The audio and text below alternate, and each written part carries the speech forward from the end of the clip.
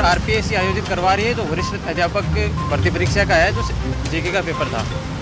और ये पेपर हमें वितरित कर दिया गया था, जो 10 मिनट के समथिंग बाद में हमें कहा गया था कि आप इसकी ओमआर हमने रोल नंबर फिल कर दिए थे कि वापस कलेक्ट करना है। हमने पूछा ऐसी क्या बात होगी वापस कलेक्ट कर रहे हो, तो कहा कि आरपीएससी से ऑर्डर आए हैं कि पेपर पूरे राजस्थान के अंदर जो निरस्त कर दिया गया है। तो हमने कहा ऐसा क्या बात हो गई, वो पेपर तो हमें मतलब पूरा देने देते कि मतलब पहले पकड़ लिए गए, ऐसी सिचुएशंस पैदा हुई है, तो पेपर आउट हो गया। और जब ऐसा आउट होने के बाद हमारा हौसला डाउन होता है पूरे विद्यार्थियों का, जो पढ़ते हैं सभी अभ्यर्थी 4-4, 5-5 साल से लगातार तैयारी कर रहे हैं।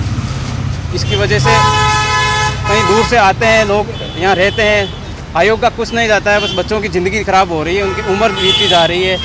और जैसे हमारे राजस्थान समाज के अंदर ये रहता है कि सरकारी नौकरी को बहुत तवज्जो दी जाती है, तो बच्चे इसी के लिए पूरी अपनी ज़िंदगी इसी में खपा देते हैं कि हम तैयारी करें और तैयारी करके हम अपना अच्छा भविष्य बनाएं। लेकिन ये हमारी ज़िंदगी के साथ खिलवाड़ हो रहा है, जो आयोग के द्वारा, कोई सा भी आयोग हो, चाहे वो नीट का पेपर देख लो, पिछले 4 सालों से नहीं हो पा रहा है, और ये आरपीएससी ये भर्ती नहीं करवा पा रही है। क्या मतलब रहा पर हमारा बच्चों का। मेरा नाम रामनिवास है, मैं पर्वत से आया हूँ। किसका पेपर था आज और क्या हुआ? आज मेरे जनरल नॉलेज का पेपर था, फर्स्ट पेपर था, जो कैंसिल हो गया है। पेपर आउट हो गया है। कैसे मिली आपको? जैसे ही हमने ओएमआर शीट भरी, थोड़ी सी फुलफिल की, उसके बाद हमें सूचना मिली कि पेपर आउट हो गया है। उसके बाद हमसे पेपर वापस ले लिया गया। किस तरह से तैयारी करी आपने, कितने साल हो गए? मैं पिछले 2 साल से इसकी तैयारी कर रही हूँ।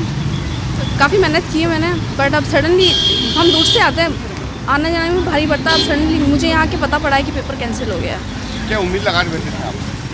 पेपर हो जाएगा, अच्छे से हो जाएगा, ये उम्मीद लगा के बैठे थे। नौकरी मिल जाएगी? हाँ, इससे पहले रीट का हुआ था, वो भी कैंसिल हो गया, उसमें पेपर आउट हो गया।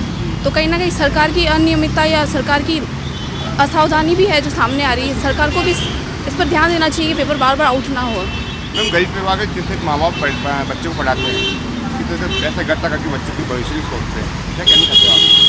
हाँ, खासकर गरीब परिवारों के बच्चे तो काफ़ी मेहनत करते हैं, और उनके लिए मतलब 2-3 सालों से वो मेहनत करते हैं, तो उनको भी थोड़ा सोचना चाहिए, सरकार को भी थोड़ा सावधानी रखनी चाहिए। एग्ज़ाम होए तब शिक्षा विभाग और सबको ध्यान देना चाहिए। आपका नाम कहाँ? मैं करिश्मा चौहान हूँ, मैं ब्यावर से पेपर देने आई हूँ। कहाँ से आए आप? सर मैं ब्यावर से आया हूँ और मेरा अजमेर सेंटर था, तो मैं पेपर देने आया। तो मैं पेपर में बैठे थे, जैसे ही पेपर उन्होंने दिया, हम लोगों ने मार्कशीट खोली और भरी। उसके बाद में उन्होंने बोला कि आप मार्कशीट वापस पेपर में रख के हमें दे दीजिए, हमें ऊपर से कॉल आ रहा है कि वापस पेपर कलेक्ट करने हैं। तो हम लोगों ने पूछा भाई क्या हुआ, तो उन्होंने कुछ नहीं बताया कि भाई हमें से तो आगे से ऑर्डर आ रहा है, तो हमें उसे फॉलो करना है।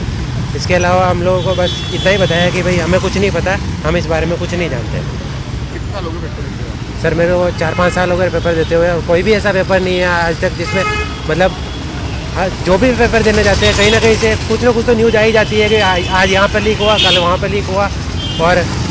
और जब भी पेपर देते हैं तो उनके ऊपर कोई कार्रवाई नहीं होती है। पकड़ते हैं, 1 घंटे में पकड़ लेंगे, 2 घंटे में पकड़ लेंगे, पकड़ते हैं फिर छोड़ देते हैं, फिर इसका कोई मतलब औचित्य नहीं रह जाता है। और कोई भी एक्ट लेके आए हैं उनकी उसके ऊपर कोई कार्रवाई नहीं हो रही है, तो उस एक्ट का भी कोई मतलब नहीं रह जाता है। किस तरह से भविष्य में आपका नुकसान हो रहा है?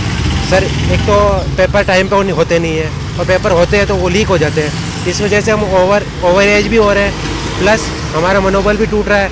तो हम क्या करेंगे, बेरोजगार क्या कर सकता है? उसको अंतिम उसके पास में एक इलाज होता है, वही कई लोग अपनाते भी आत्महत्या कर लेते हैं, कुछ क्या कर लेते हैं। इसके अलावा और क्या कर सकते हैं वो? आपका नाम? जी मेरा नाम देवेंद्र है।